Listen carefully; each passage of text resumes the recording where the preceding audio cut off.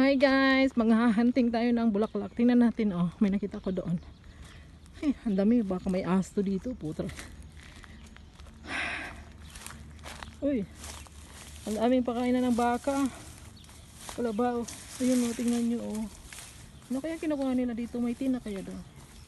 Ayan. Makati to, ah.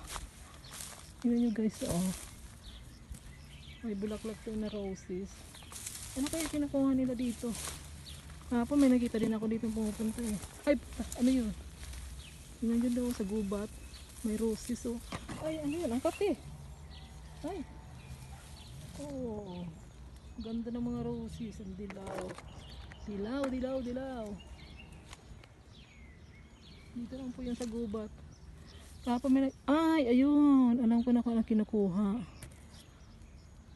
So, ito yung kinuha nila, dahon ng grapes kasi nga ano nila sa kanin.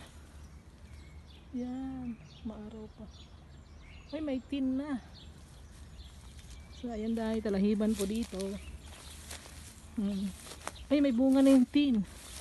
Meron na pala, oh. Ayan. Ano yung bunga? So ayan na, maghintay na lang tayo na mahinog.